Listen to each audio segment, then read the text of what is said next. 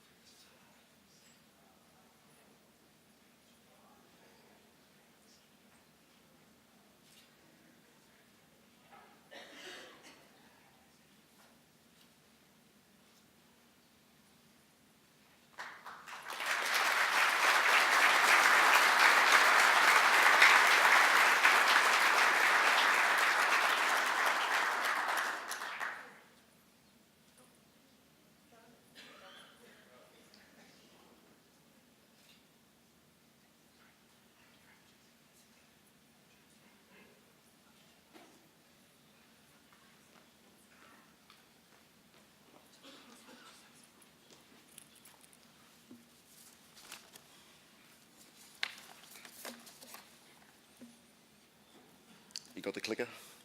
Good. It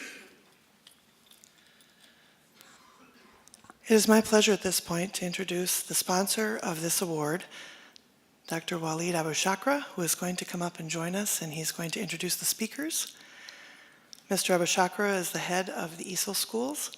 Many of you may have known him. He's famous for his dinner that he will be hosting this evening up in the Manhattan Ballroom. But he has been a force in international education for many, many years. And we are very honored and happy to have him here to talk a little bit today about the three people that you are going to have come up and give you an address on the award, the NuVu School founders that were just presented their awards. Go ahead.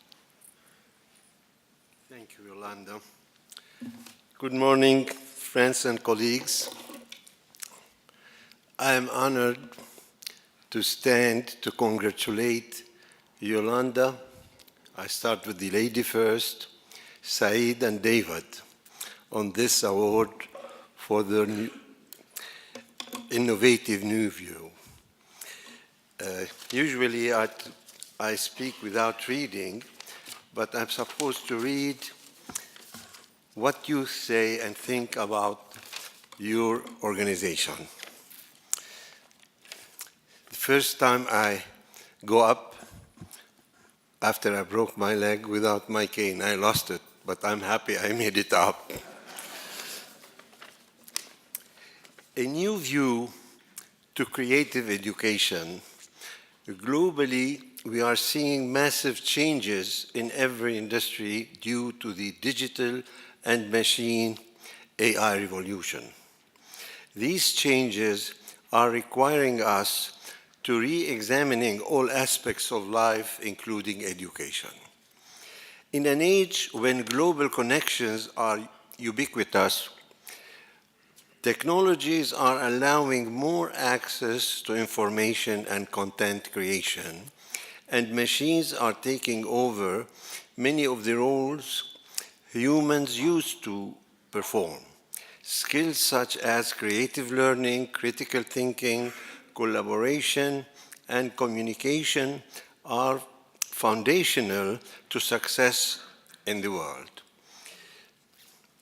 How can education shift to incorporate this skill set with creative learning at its core?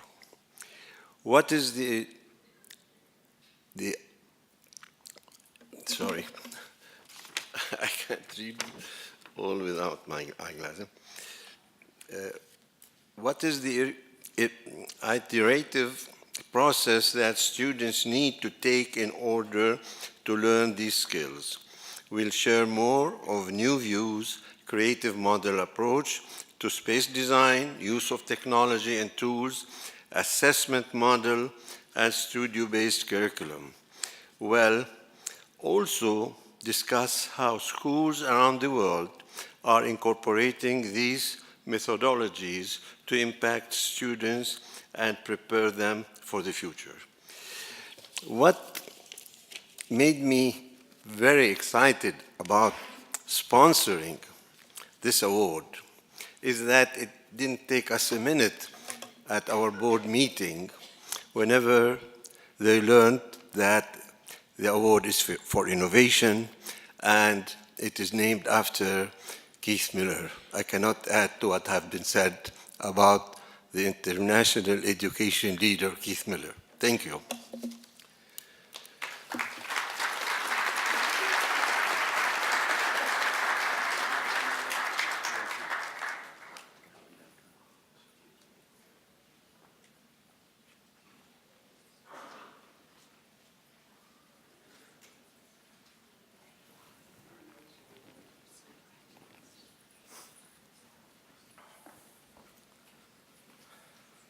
Okay. Hi, everyone. My team members decided to leave me on the stage by myself, so thank you. And thanks, Mr. Keith, for the award, and Yolanda. I wish, like, when I get older, I will get that reception that you got. This was the most amazing thing that just happened. So thank you, everyone. So we're just going to dig deeper a little bit into NuVu, and hopefully we can justify why we got this award today. So let's see. So yesterday, we heard a lot of people talk about creative thinking and innovation, and kind of presented a perfect case for why a place like NuVu kind of needed to exist. But I'm going to go a little bit on the nerdy side, and going to go back to my dissertation that I did in the architecture school at MIT, and I'm going to talk about triangles. So bear with me for a bit. So imagine that you have this rule that says every time you see a triangle, rotate that triangle 180 degrees around its center. And the task you're going to have is basically take that shape that you have on the left and apply the rule basically on a triangle each time and get to the shape that you have on the right. And the thing that you cannot do is that you cannot really rotate the whole shape around its center. So you cannot do this. This is not allowed because that's cheating. The idea of the rule is to basically rotate the triangle exactly around its center.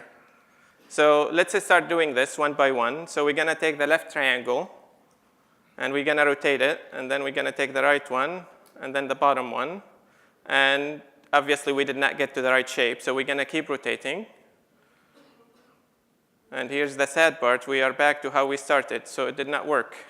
So we're going to keep going, and hopefully something is going to happen. So we rotate again, and this is basically the shift that needed to happen to make this successful. So if you started looking at this shape, we actually have now 5 triangles as opposed to 3. We have the 3 original ones, but then we have the red one and the blue one. And this is the magic part. This is what seeing allows us to see when we shift our kind of framework. And now we can apply the rule to the big one. And now we do it to the second one. And we keep going. And now we apply it to the smaller triangles. And we get to the right shape. So this is something that is called shape grammars. And this is when I was doing my PhD, I was working with my advisor, George Steiny, on this. And this basically provides a framework to explain what creative thinking is. And if you looked at this kind of process, you need a combination of rules. You need to know how to apply the rules. And then the other thing that is really missing in a lot of kind of discussions around creative thinking is this whole notion of seeing. This ability for humans to kind of recognize emergent shapes and apply the rules on them. And just to give you an idea how this kind of relates to some of the projects that we have, we're going to talk about falafel. Usually when I talk to American audience, a lot of them don't know what falafel is, so hopefully a lot of you would know what that is. So I am Syrian, and when I came to MIT and Cambridge, the thing that was missing is falafel, which is the national food that we have. So I thought something really good would be to kind of use the school that I started to reimagine what the falafel experience would look like. So we gave the students the task of redesigning that falafel experience. And they came up with this idea of a falafel donut. So rather than having this small piece, you can actually turn the whole shape into a donut. So, and then later on, the idea was to design a cart that will go with it. So these are some of the molds that my students were designing, and we did not have a kitchen. So they will 3D print these molds, and they will give them to me at home, and I will basically make the falafel and test them. And this is after the 10th time. We have a perfect sandwich with some structural kind of integrity to it in the middle, as you can see. So the second question became about designing the cart. And this is very typical of the work that we do. We ask the students to produce endless amounts of iterations, partly because we want to expand kind of the way they see it. They see kind of the universe of solutions that we have. And there are all sorts of different kind of options here. The one that obviously attracted our attention was the one that looks like a donut, which you see the two circles, and it had two wheels at the bottom. It happened that we were having guest critics kind of moving around, and then when he saw that one, he imagined the whole thing being a wheel. He did not actually see the small wheels, and all of us sitting around the table, including the student, had this aha moment. It's like, how come we did not see that? So the question basically for the rest of the studio became how to actually turn this whole cart into a whole wheel and remove the two wheels inside. And so basically the whole shift happened from here to here. And that had a kind of dramatic kind of impact on the project. So, and this is us on the street. We used to kind of do this every month where I will make these donut falafels and go outside and feed all the students that we have.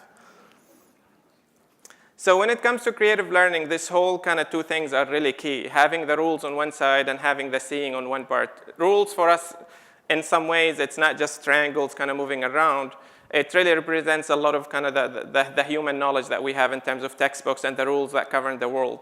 Seeing is this kind of human ability to recognize emergent shapes or insights that we did not see before. And we need both of these things to be able to have creative learning. And if we looked at the whole history of our educational system, I think at least the kind of the last 150 years of it, a lot of it was predicated on the rules only.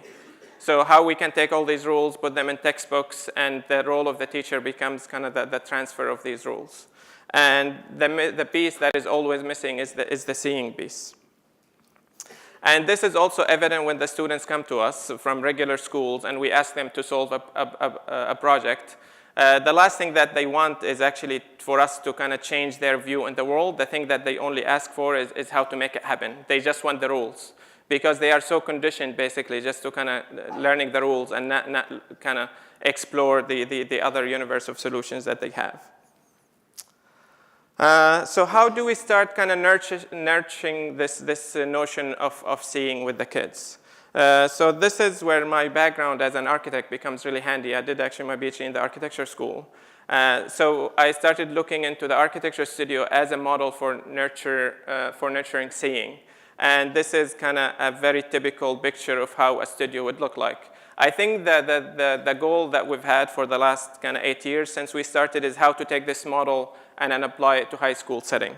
So this is actually the studio that we have in Cambridge. And these are some of the students working in it. And I'm gonna just go through the process a little bit and show you how this kind of notion of seeing kind of translates into a creative process. So we like always to talk about it in terms of express route and scenic route. So the express route is a straight shot. The scenic route is a little bit more complicated. The studio always starts with a studio brief. So we are always framing a challenge for the students to work on. It's not like we just throw the students in the space and tell them to do anything that they want. We always need to have a framework that the students work on. And we always try to bring really interesting problems into the table that the students have not really kind of dealt with before. So this is the express route. This is kind of when the students come to us first. This is what they want to do. They just want to put their goggles and go 400 miles an hour. It's like the homework mindset. It's like the faster you do it, the better. And for us, we want to slow this down so they can go through a creative process. And these cartoons are actually very new. This is kind of, we started doing them a few months ago because we thought it's a lot easier for the kids to understand what we are trying to say. And it's been kind of effective. So we want them to take the scenic route and enjoy the journey. So the thing that we do is do what we call in an architecture term, we do precedence work. So if the issues that we are dealing with relates to kind of a museum, we go to the museum. It's dealing with kind of solving a problem for a disabled person. We go and interview that person. We invite them to the school. So we do a lot of work that basically creates a vivid context for the students to work in.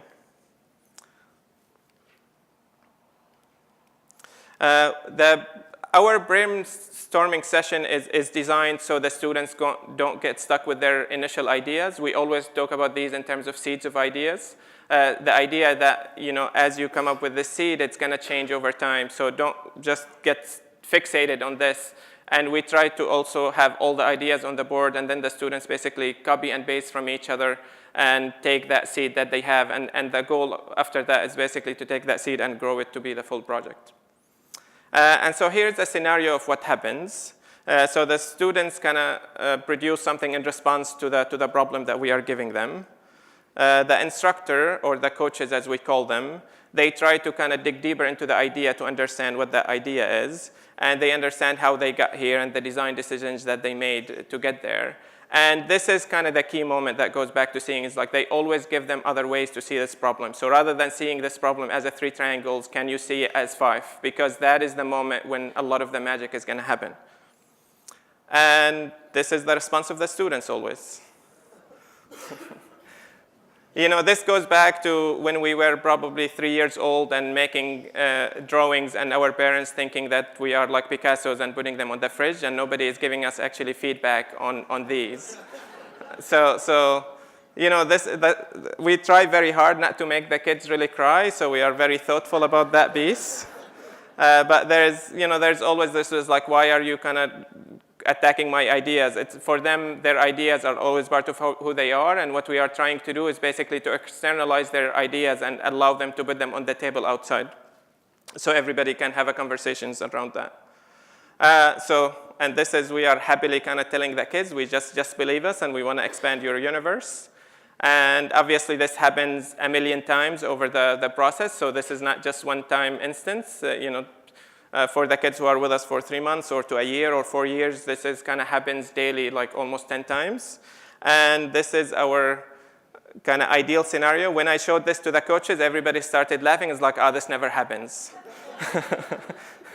But this is kind of our ideal scenario, is that the kids are able to kind of see these possibilities as more as an advantage, and they can understand what we are trying to do is to kind of just expand the way they think about the problem, so they can take that and synthesize it with their own ideas and make something really interesting after that.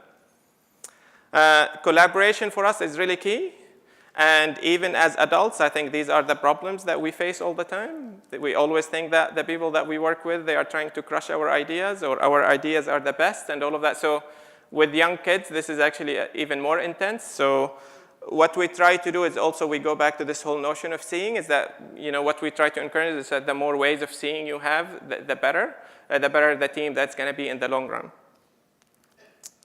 Our presentation also is really documenting these kind of shifts in way of seeing. So it's very kind of consistent with how we teach the whole process. We do kind of a lot of documentation. So the students are taking pictures, and basically every day they are talking about the design decisions that they are making and these shifts of seeing that are happening. And we ended up building a whole platform for that because we could not really find anything that would do the job that we wanted. So we've built this whole system that would allow our students to do this on a daily basis. So our process takes somewhere between 2 to 3 weeks. Each studio, and the students are working on the problem for basically 6 hours every day from 9 to 3. And our whole kind of curriculum is based on that. It's divided into sessions, and every session is composed of studios, and students are placed in these studios. So we don't have courses whatsoever. It's all kind of studio experiences that we have. So these are some of the projects that our students have worked on over the years. This has been a very kind of special collaboration with Heidi Lasky, who's a choreographer here in New York, and she mainly works with disabled dancers. And the amazing part about the work is that she really wants to kind of really change the way we look at disability. So rather than seeing a disabled person and kind of looking away, she wants to kind of the viewer to be engaged in this interesting conversation with what they are seeing in front of them. So we, at some point, started this collaboration with them to design wearables that would magnify the expression that the dancers have and kind of look at the disability that they have in a different light. So this is one of the dancers that we started working on. Her left leg is amputated. These are kind of some of the sketches that the students came up with. These are some of the cardboard models, and this is very typical of the process that we have. We start always with sketches just to kind of put the ideas on the table, and then the second phase would be to kind of move into cardboard and like more refined sketches, and these are like some more kind of refined ideas. This is when they landed on this idea of the kind of mermaid and the fishing scales, because the woman wrote a song about that, and the kids gravitated around this idea. So they wanted to do something that looks like a mermaid with fish scales on it. And this is a more refined prototype. And more prototypes. And this is the final piece. And this is a quick video that shows you the process with of the project.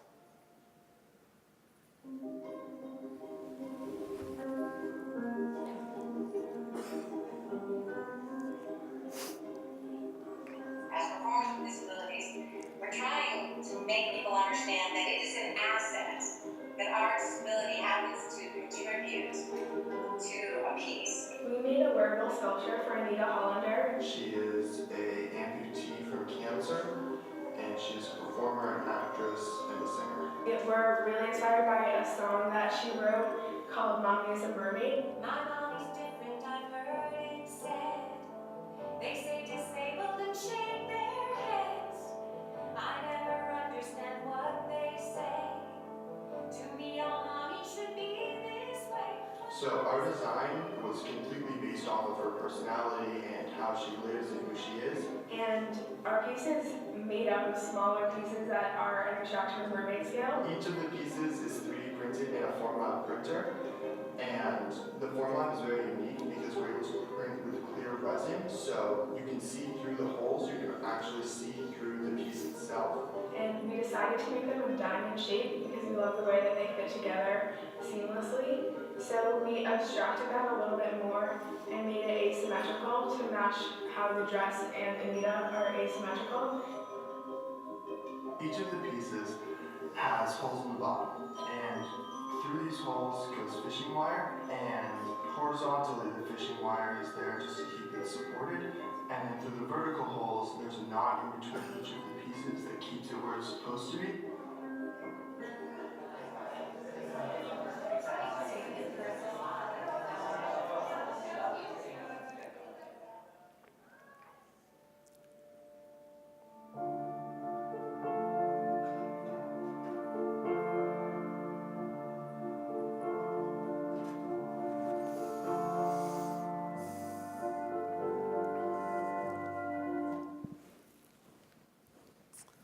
So we actually ended up working with almost 20 of her dancers on designing different wearables, and this kind of spanned over 6 studios.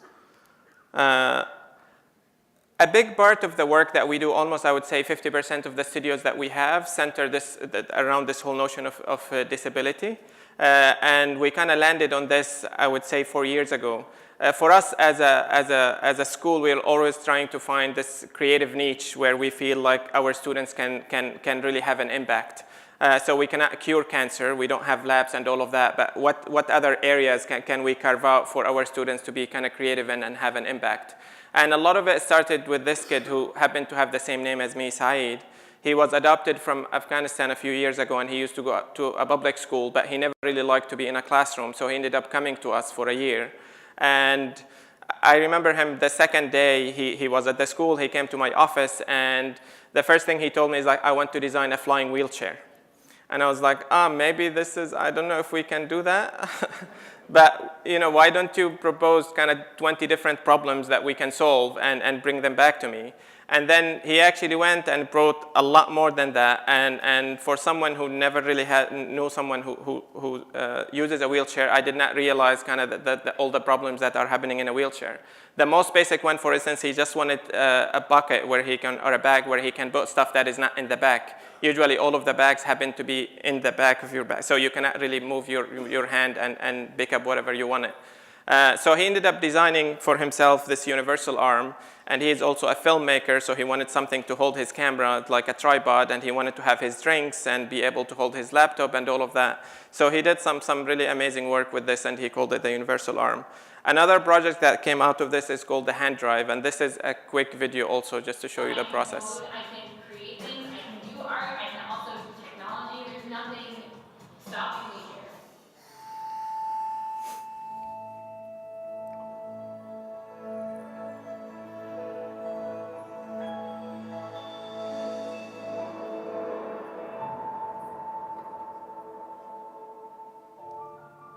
So I went to high school for about a month, and that was pretty horrible. I came home crying about every day, and I would spend my days like sitting around in class, and I'd try to pay attention, and I just couldn't. I'd spend the day like doodling away and just kind of waiting for the day to be over. I first heard about NuVu through some friends, and so then my mom was like showing me the website, and she's like, "Oh, it's like a school, you could go there." I'm like, "Yeah, but I don't get it. Like, how is it a school? Like, I just don't understand like how this exists." I remember Saeed gave us this project, and we had to make these flip books. You could spin, and it'd be like a little animation, and it was something like 36 laser cut pieces. So I spent like 3 hours working on it at home, and then I came in and the game was like, "No, it's just not gonna work. You just don't get it." And then he's like, "Try doing it again." Oh my God, I can't believe we're gonna do this again. I am an artist, and it's a good thing. I see and feel the world very deeply. But I also see the elderly person on the street struggling with the zipper of their jacket, and my mind starts thinking of inventions that could help them. The great thing about NuVu is I have like both the art piece here and like the mechanical and technical piece here. As like the art piece grows, then it's like, oh, the technical piece has to grow, and then like as the technical piece grows, then the art piece grows, and like things just keep getting like bigger and better. So what do we got here? So this is a hand-drive wheelchair attachment, which can attach to any wheelchair, and it allows it to be powered in a remote motion.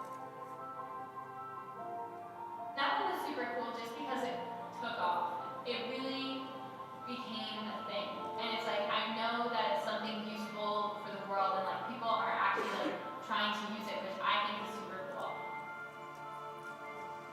I think that the Fashion Week studios have changed my life in a lot of ways.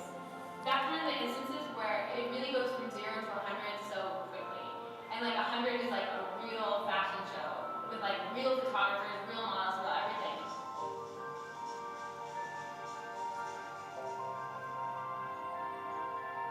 I always realized I had that spark and that excitement to learn, but before, I wasn't given the chance to let this grow. After pushing myself through project after project, I see the world through a different lens and see the impact I can make. I'm actually not that mean. I don't just tell the kids, this sucks, I think I usually provide an explanation for that. So this feels a little bit kind of misrepresenting how I do stuff. So we do a lot of work around kind of, I would say, neighborhood activism. We are always kind of, we have our radars kind of out, and we're trying to see are there any issues around that we can have our kids kind of have a contribution to. And at one point, we decided to build this big mural on the side of the wall. And what we asked the students is to go out to the neighborhood and ask what people really wanted to kind of see in that mural. And the word that always came back from those discussions is this whole notion of belonging and being part of a neighborhood. So they ended up building this whole kind of mural, which is amazing in itself. But what's really amazing is what happened after that. It's like a few weeks after that, there was a Black Lives Matter kind of gathering. And they decided to gather in front of the mural. And basically, they had these Post-it notes, and they gave everybody a Post-it note to write how they feel about it. And they put the Post-it notes on the mural itself. And for our kids to see kind of, even in a smaller scale around your neighborhood, you are doing just a mural and thinking maybe this is not going to have an impact. You can see how the story continues afterward. For us, the children books have been also another kind of amazing medium to explore kind of deeper and social issues. This is kind of a storybook that some of the students kind of made and wrote about this whole notion of refugee integration. So you have the red bear and the blue bear. The blue bear is the one that comes from the outside, and how this whole thing kind of causes a lot of anxiety in the community. And we were just kind of reviewing this story before the presentation, and unfortunately the story does not have a happy ending at the end. And I was like, this is a children's book, it should have a happy ending at the end. But it does not. But for kids, this is kind of a way for them to express kind of complex issues in kind of simple kind of graphics and stories for people to understand.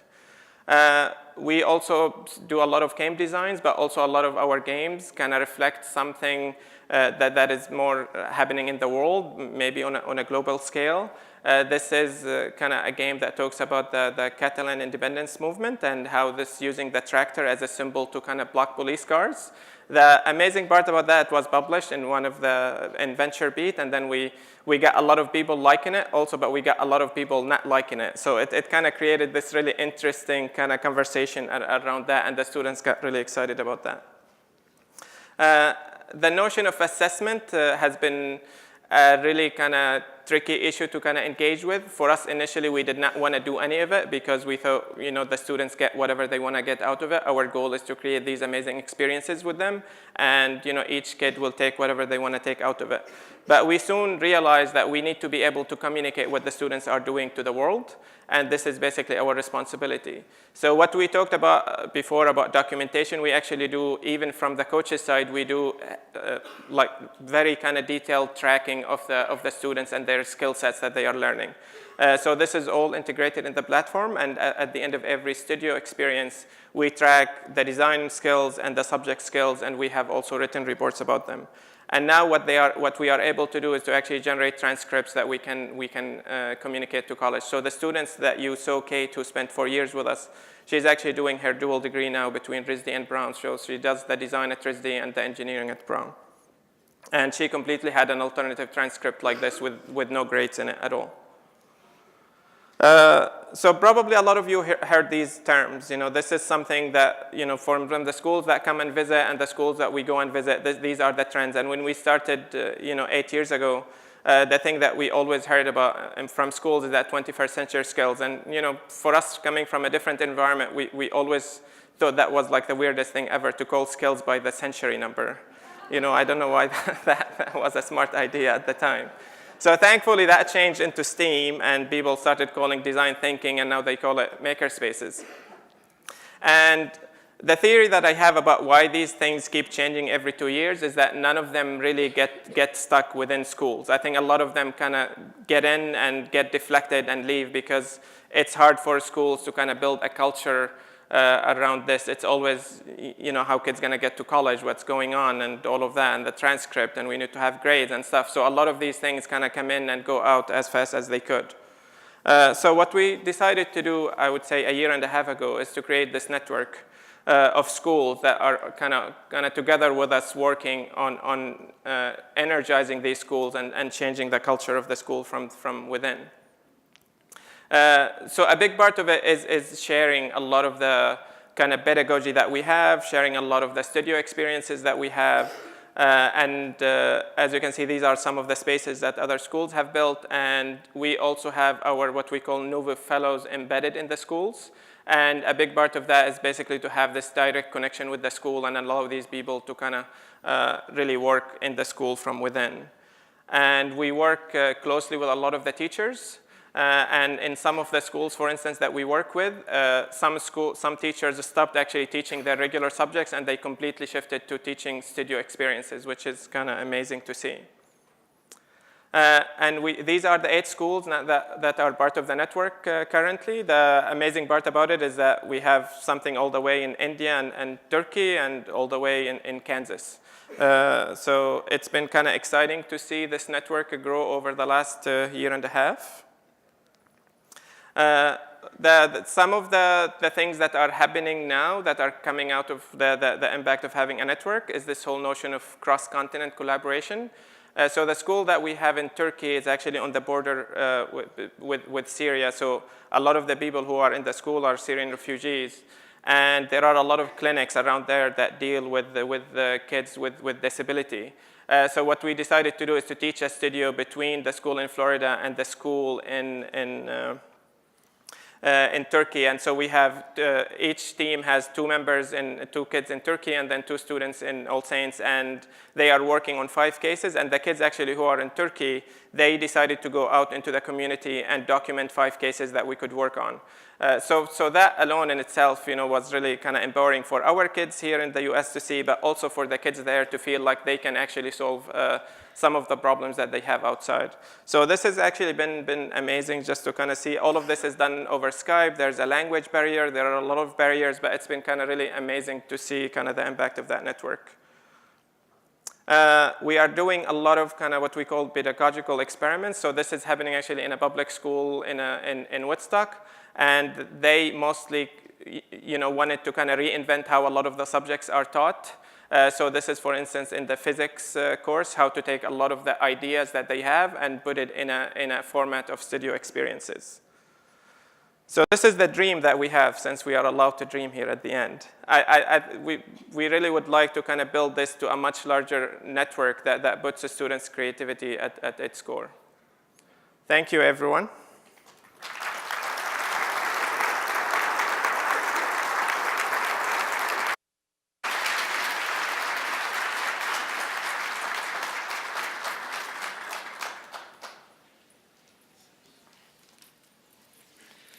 Thank you, Saeed and Saba and David. I think if you look up their school, you'll also find some other very interesting press releases and videos online that show a lot about project-based learning and design process that they follow at the NuVu studio. And I know that is one of the topics, I was at AAIE last summer, and that was one of the topics we were looking at over the summer. So I know several of the heads were implementing similar programs in their schools. So I would encourage you to check them out, have a chat with them. They're going to be here throughout the conference, and they're great resources if you're looking into more information on how to start that innovative center or a maker's time, et cetera, within your school. A couple announcements before we break for coffee. One is that we have book signings this afternoon from some of our AAIE authors.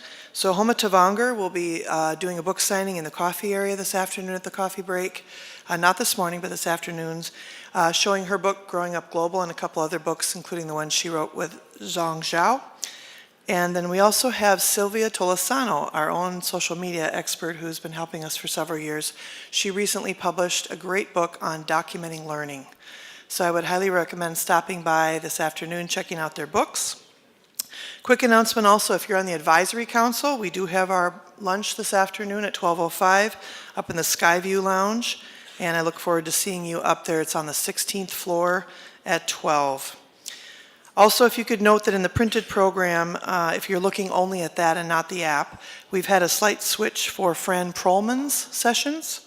So her session today at 10:35, instead of being the Transforming Schools, she is going to do both of those sessions tomorrow so that Robert Brinkley can join her for this morning's session. So she will be doing a session with Robert called Snipers, Vipers, and Passive Aggressives. That will be in Winter Garden, which is on the 6th floor from 10:35 to 12.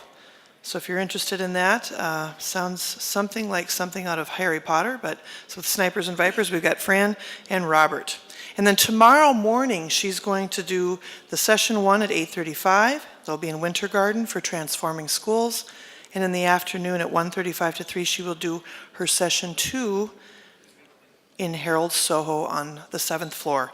Those changes are being made in the app, but again, in the printed program, if you can make an adjustment, that would be great. And one final thing before we go, and thank our coffee sponsors, is that we've had the opportunity to have some of you come and personally sign Keith's memory book, but we would also like to give everyone the opportunity to add a favorite quote or a story, inside joke, it's up to you. We promise we won't read them, they will go straight to Keith. So around the coffee area, you'll find these cards that are celebrating Dr. Keith Miller. Please share a favorite memory, story, or quote. You can fill them out and drop them off in the bowl, either in the coffee area or at registration sometime between now and Wednesday, and we'll make sure Keith gets them. He can tuck them into his book and read them on the way back to DC. So you're now invited to join our wonderful affiliate resource providers in the International Marketplace, which is just in the back of the hall, for the next 45 minutes. And enjoy refreshments sponsored by NIASC and Perkins Eastman. A big thank you to Jeff and Christine from those two affiliates. Enjoy.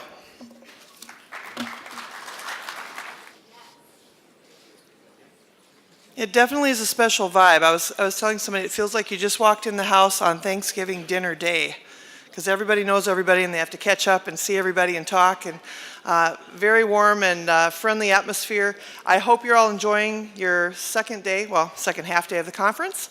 We have a great lineup this afternoon for you for this third general session.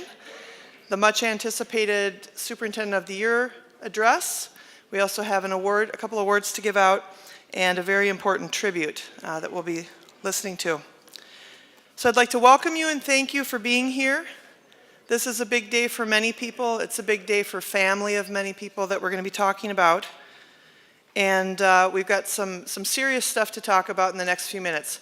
But before that, I found out that there's something in the app that a few of us are stumbling on. So I want to just take 20 seconds to have Martin. Is Martin here? Oh, it's Derek. All right. Derek's going to come and join us and just say a couple words about the Click App game that some people have been asking about. Before we do that, though, I am remiss. I missed thanking our lovely coffee sponsors. So the people from MBB and Johns Hopkins, are you here? Anybody from Johns Hopkins, MBB? Thank you for sponsoring the coffee. Thank you. We appreciate it. Especially at 3 to 4 p.m. I know the jet lag is kicking in for a few people, so thank you for that. Extra caffeine. Derek, why don't you come on up?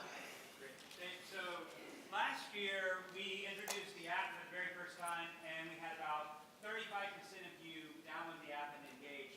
This year, we have about 60%. That's a really good number of people using the app. It's a great way for networking when you're not face-to-face, or if you wanted to find out who's presenting where, there's a search feature at the very bottom left-hand corner. But the other thing, just next to that search feature, there is a feature called Click, and that's a game that you play by taking pictures. And at the end of this, there will be a winner, and that winner receives prizes at the gala. So that's how we choose that and the game that everybody's playing if you've downloaded the app. So the gala winners are chosen from the Click game, that the icon looks like this. Click it, and then you have some challenges. You have to take pictures with certain people. One of those people is Yolanda. She's worth 10 points. So, with Yolanda, not us. So, there's a couple of different things that help you engage with other people and meet other people. So, that's the Click game, and then there's a game built into the app. If you need help with the app, we're on the 6th floor, right here, right outside of reception. And thanks to Eunice and some of their tech kids who've been helping people download and get on the app. Thank you. Thank you, Derek. So before we get started, I just want to let people know that we have some very special guests in the audience today. we have a person that's being honored for a lifetime of hard work and achievement in the international education field that we lost this year. And we also have somebody that is moving into the future for us as a leader, who is the 2018 Superintendent of the Year. So both of them have numerous family members here. So I would like the family members of Ernie Menino and Dr. Paul Falkman to please stand and be recognized. Thank you for coming. Thank you for coming.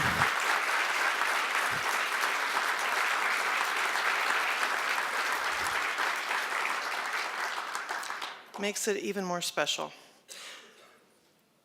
Our next piece of the program is a little announcement that some of us have heard about, but I think we need to maybe take a little bit of time to hear about who this new person is. If you don't know, Tom, Keith is going to come up and introduce the new Director of the Office of Overseas Schools, Dr. Keith Miller.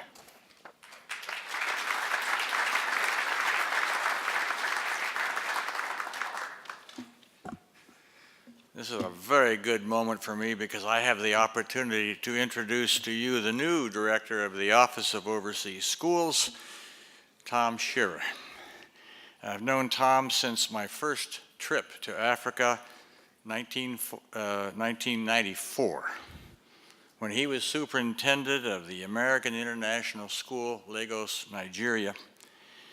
And I was immediately impressed with this young man then, who was so highly regarded by staff and parents and students and officials at the U.S. Embassy and the oil executives who at that school really held the most power. Tom joined the Department of State 4.5 years ago and has served as a regional education officer in the Office of Overseas Schools in Europe, Africa, and the American republics. In summary, Tom knows the American International Schools. He knows the operation of the Department of State. He knows AAIE, and you know him as a friend and colleague. I can just tell you that the Office of Overseas Schools is in very good hands under the able leadership of Tom Shearer. Tom?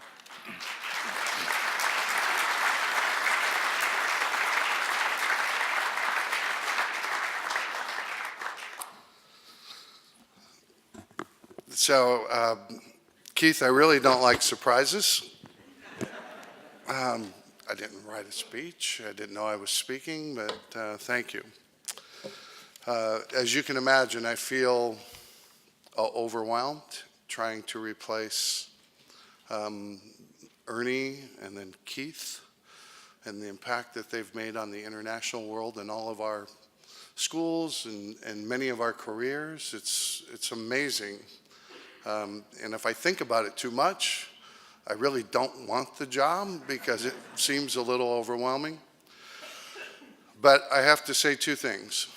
One is I work with some amazing people in that office, and I want to introduce them in front of everybody so that you know that we are a team. One is Dr. B. Cameron. Please stand, B. We're together in this.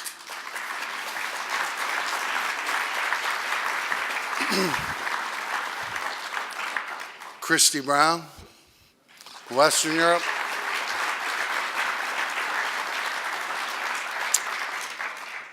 Dr. Larry Helbdale.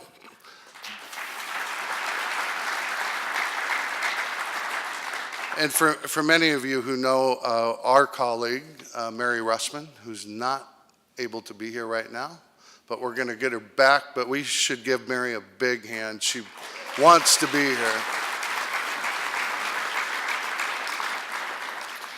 So as I was trying to hide the undersecretary today, Pat Kennedy was here, and that was hard to surprise Keith, by the way.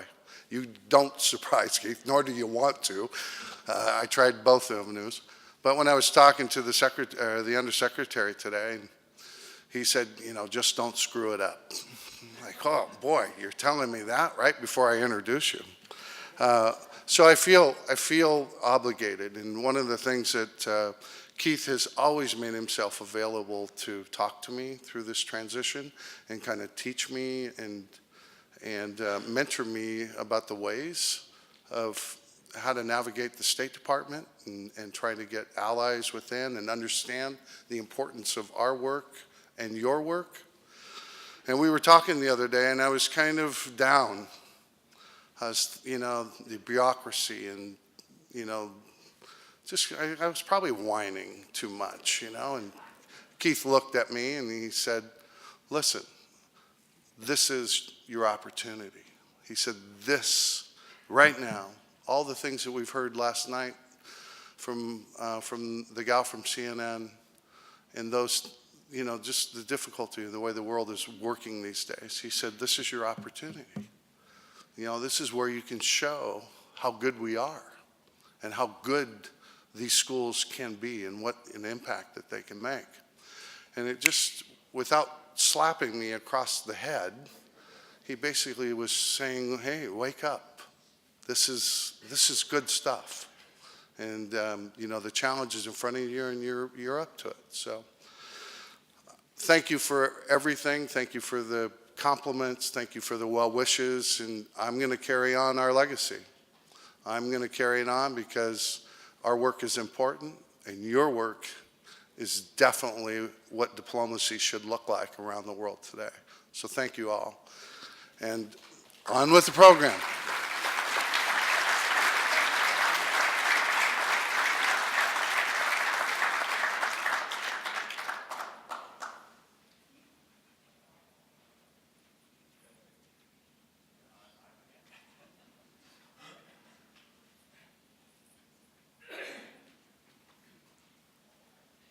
You'll be very relieved to know that this is the last time I'm coming up on this stage.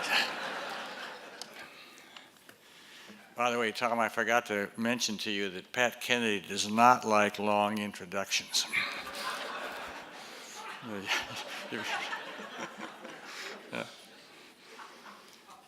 Well, this afternoon, we're gathered here to honor our great leader, Ernie Menino, and I'll be joined by 4 of our colleagues, leaders themselves who knew Ernie and were certainly greatly affected by his life. I'll introduce them at the moment, then they'll come up one at a time afterwards.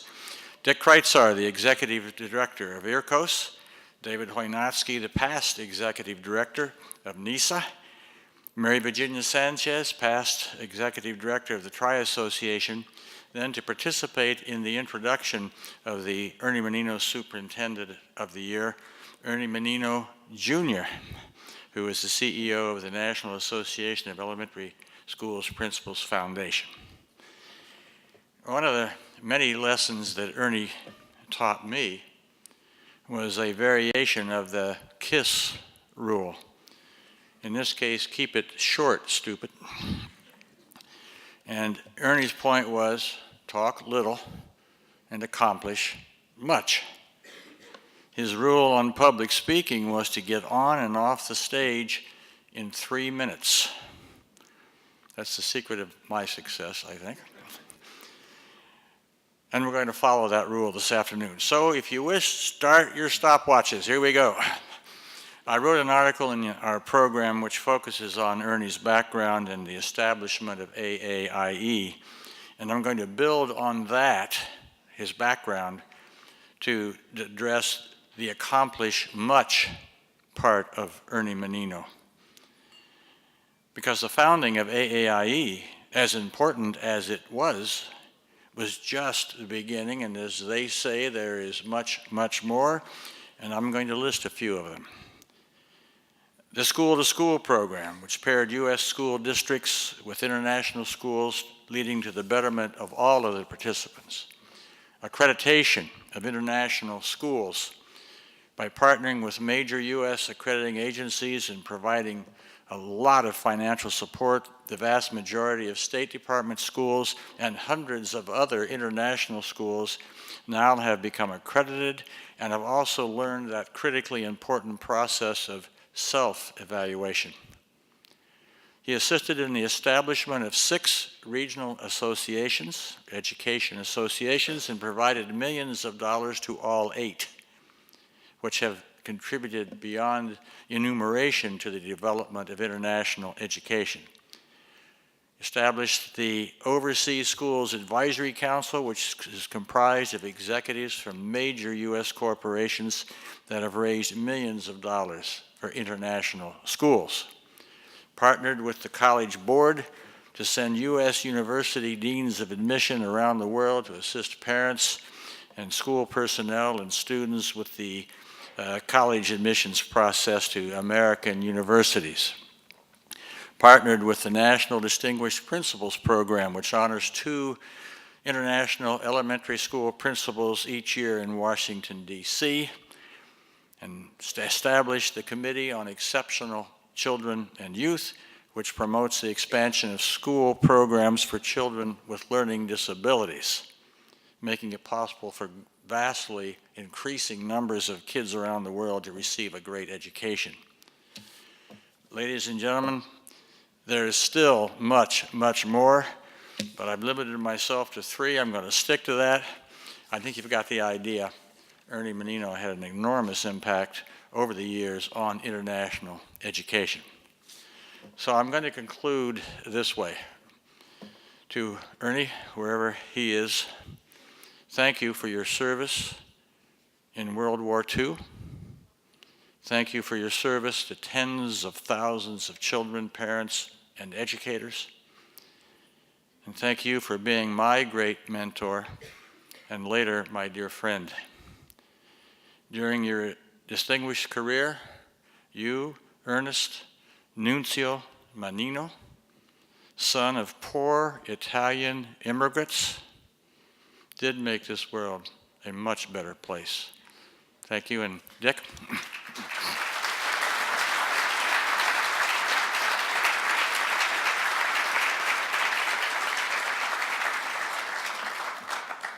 Thank you, Keith, and Ernie's family. It's an honor. You mentioned so many of the things that Ernie accomplished over 32 years with the Office of Overseas Schools.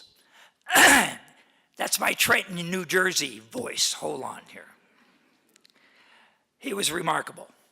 I'll keep it a 3-minute rule in all my remarks about him. As you can see from this photo, it was a while ago. We both had hair then, but Ernie kept his full head of hair until the very end.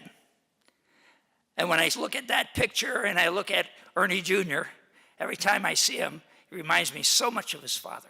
It's just amazing. I get goosebumps. He had a lot of influence on me and many other young school leaders. Because of his sister school project, I was hired to go to Kabul, Afghanistan in 1972 as a teacher from Cheyenne, Wyoming. Prior to my interview for my first headship with Richard Murphy, the American ambassador to Syria, one of my mentors, Gordon Parsons, an AOS regional director, took me in to see Ernie. It was like going to see the Godfather. His words of advice to me were to relax and be yourself. Ernie's advice helped me that day and has stayed with me ever since, and is what I pass on to anyone who is interviewing for a job. It is simple, it's profound, and wise. 2 other mentors, Stanley and Marianne Haas, liked Ernie. He would come to NISA conferences often, and he was always a loyal friend to them. I watched him in crowds, at dinner, and with his friends. Ernie helped me develop skills which I tried to use in my entire career. Observations of other people is a great teacher, and he was the Guru Basar. As a kid, I played baseball. When I found out he was captain of Harvard's baseball team, my admiration for him grew even more. He was a third baseman. Then later in life, I found out he was a bombardier in World War II. Thank goodness he survived. I'm sure being in that position and taking charge of an aircraft in the final moments of a mission helped him form his leadership style because it calls for focus and calmness under fire. I saw JFK in 1960 at Moravian College in my hometown of Bethlehem, Pennsylvania. That was a highlight in my memory, and I was a loyal follower. Knowing Ernie was a classmate of JFK also made a big impression on me. Ernie started so many programs, provided so many opportunities for kids and educators all over the world. He was an inspiration, and I feel honored to have known him. May he rest in peace.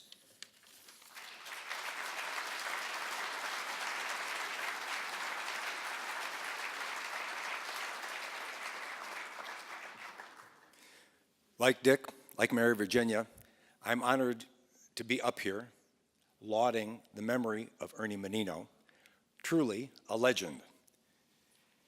In 1981, going overseas for the first time, I was invited to come to the State Department and to meet Tony Lanza, who was going to be my REO.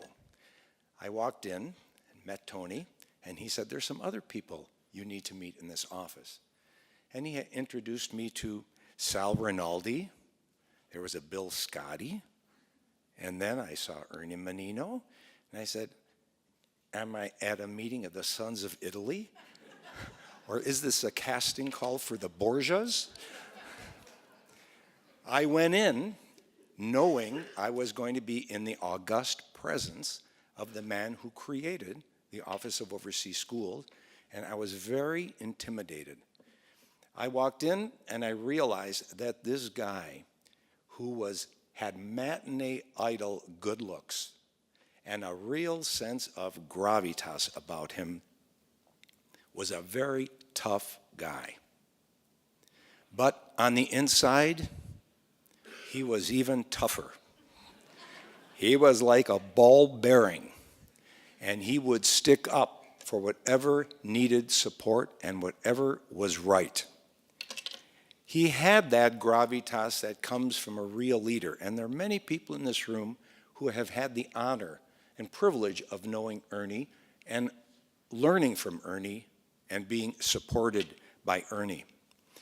Dean Acheson wrote a book about his years at the State Department, and it's titled Present at the Creation, My Years at the State Department. Ernie Menino could have written the book, Present at the Creation, My Years in the Office of Overseas Schools and at AAIE. Ernie was a gentleman through and through, but he knew how to play politics. He could walk the halls of Congress and make staunch allies from people on both sides of the aisle. He would play golf with congressmen and senators. He was a virtuoso in the politics of Washington, and he was a fixer. But he was also a connector, like Malcolm Gladwell will say, and Keith gave us a litany of all of the connections that Ernie made across organizations, across lines, across the country, across the world, always in the service of students and teachers. Ernie was about us. Ernie was not about himself. For somebody with that degree of power and gravitas and authority, he was an exceedingly humble individual at heart. And all he wanted to do was to lift other people up. In a real sense, we are all beneficiaries of Ernie's life. Everyone in this room is one of his heirs. The legacy of Dr. Ernie Menino is in this room, is all around us. In fact, He is us. He's made us what we are. His impact will be forever rippling out in our schools, in the lives of students, in the lives of educators, in the lives of administrators. Oftentimes, we like to speak of the world of international education in terms of family. And if there ever were a father, or even a godfather, it would be Ernie. Ernie, we celebrate you, we honor you, and we pledge to carry on the rich legacy, which is the inheritance that you gave to us. Thank you. Mary Virginia.